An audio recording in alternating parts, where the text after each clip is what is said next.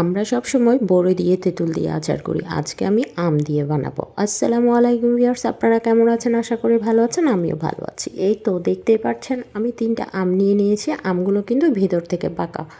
তারপর এখানে কয়েকটা কাঁচামরিচের বোটা ছাড়িয়ে নিচ্ছি। তারপর 2টা রসুন নিয়ে নিয়েছি আর কিছু বড়ই। এগুলো হচ্ছে শীতকালে বড়ি পাওয়া যায়। বড়ি যখন শুকিয়ে আমি ডিপ ফ্রিজে রেখে দিয়েছিলাম, সেটাই আজকে আচার দেব।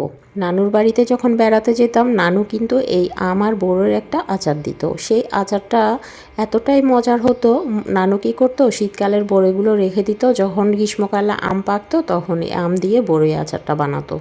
আজকে সেটাই ট্রাই করছি, যদিও বা নানুর হাতের মতো মজা হবে না, তারপরও চেষ্টা করে দেখি।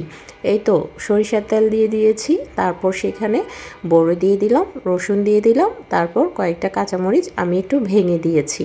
এই তো 1 চামচের মতো পাঁচফোড়ন দিয়ে দিচ্ছি। এটা আপনারা আপনাদের পরিমাণ মতো বানাবেন। আমি হচ্ছে 3টা আমকে একদম সেই রসগুলো পিউরিগুলো বের করে নেব আচারের মাঝে দেওয়ার জন্য। এই তো আমার হচ্ছে একটু ভেজে নিচ্ছি বড়িগুলোকে। একটু ভাজা ভাজা করে নিলে ফ্লেভারটা অনেক ভালো আসে। এই তো তারপর সেখানে দিয়ে দিলাম লাল মরিচের গুঁড়ো। লাল মরিচের গুঁড়ো আমি 1 চা চামচের মতো দিয়েছি, যেহেতু কাঁচামরিচ দিয়েছি আমার ভালোই ঝাল হবে। যে যার যার পরিমাণ মতো দিবেন, ঝাল বেশি খেলে বেশি, কম খেলে কম, কোনো সমস্যা হবে না। এই তো বড়িগুলো আমার প্রায় ভাজা হয়ে গেছে। ভাজার মাঝে এখানে আমি 1 চা চামচের মতো সরিষা দিয়ে দিব। এই তো দেখতে পাচ্ছেন, সরিষা দিয়ে আরও কিছুক্ষণ আমি ভেজে নেব। এভাবে যদি কেউ বড়ির আচার বানিয়ে থাকেন অবশ্যই আমাকে কমেন্টে জানাবেন। তারপর 5 ফোড়নে যে ভাজা গুঁড়োটা থাকে সেটা 1 চা চামচ দিয়ে দিয়েছি। এই তো দেখতেই পাচ্ছেন 3টা আমার 1 বাটি মতো পিউরি হয়েছে আমের, সেটা দিয়ে দিলাম। দিয়ে বেশ কিছুক্ষণ ভাজবো। আপনারা কে কে এই আম বড়ির আচার খেয়েছেন অবশ্যই কিন্তু আমাকে কমেন্টে জানাবেন। যদি না খেয়ে থাকেন তাও জানাবেন। তারপর ভাজা ভাজা হয়ে আসার পরে সামান্য পরিমাণে জিরা দিয়ে দিয়েছি।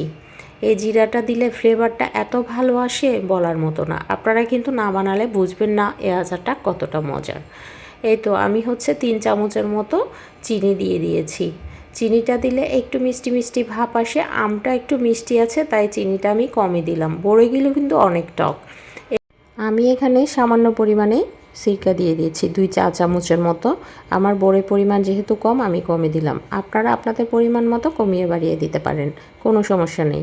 এই তো আমার রেডি হয়ে গেছে আচার, দেখতেই পাচ্ছেন। এই আচারটা আপনি হচ্ছে পোলাওর সাথে বা পরোটা রুটির সাথে বা এমনি এমনি যখন ইচ্ছা তখনই খেতে পারেন, খুবই মজার হয়। এতক্ষণ ধরে যারা আমার ভিডিওটা দেখেছেন তাদেরকে অসংখ্য অসংখ্য ধন্যবাদ। তাহলে আজকে এই পর্যন্ত, আল্লাহ হাফেজ।